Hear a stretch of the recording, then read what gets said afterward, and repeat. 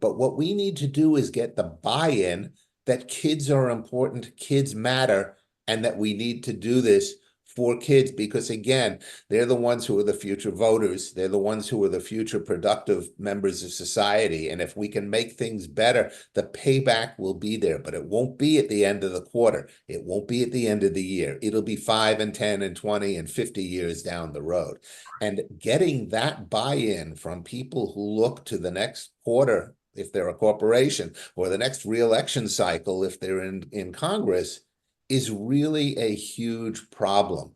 And that's the one that I think we run up against, both personally and even probably the academy, is getting the buy-in to things that are logical, that are actually cost saving, and that will have a long-term benefit.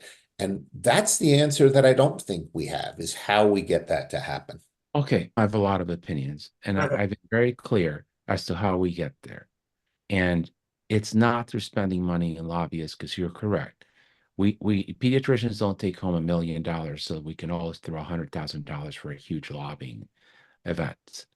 However, we do have the ear of the mothers that are very important to politicians.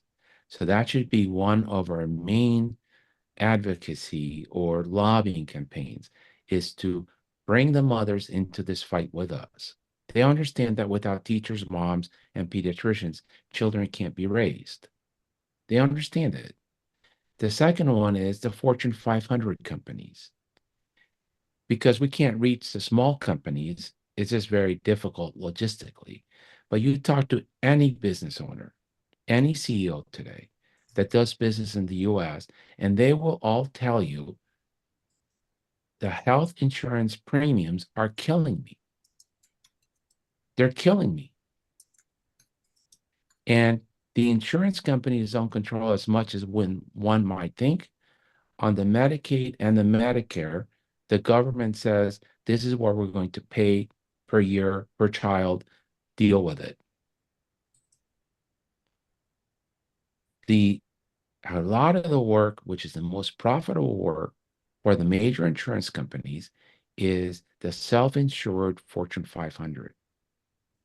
That money's coming out of the pocket of Sanofi, Merck, Apple, whatever. They pay their own bills. And the insurance company is only managing the network and managing the claims. They take on no risk. If we get to the room of the people that are having to pay those bills, and we make a case, which is a very strong case, of you could see a decreased spend if we move preventive care out of the insurance business. You could have healthier workforces, less days missed of work on your employees because their kids are not sick.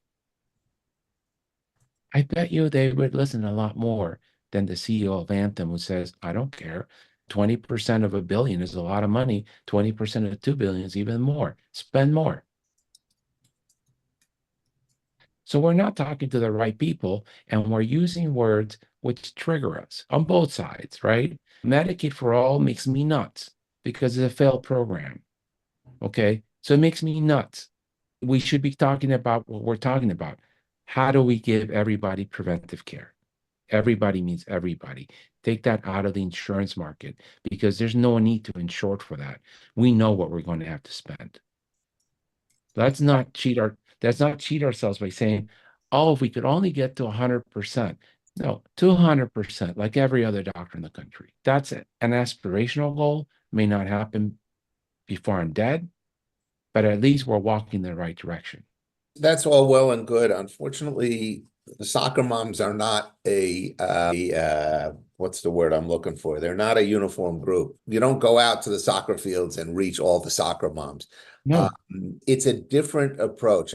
Even the Fortune 500 companies, while they do have organizations, it's a little bit different. How do we get a seat at the table when we're only representing little people?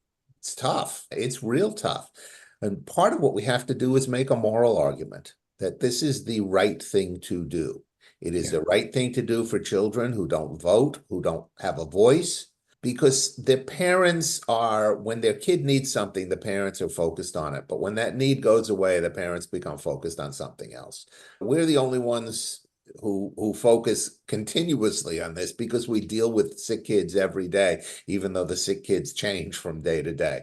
Um, and that's the point. That's the role of the academy, is to come up with these proposals. Now, again, these take a lot of time to develop. The alternative payment model one is just getting started. And while I hope to speed that through, these things take a while.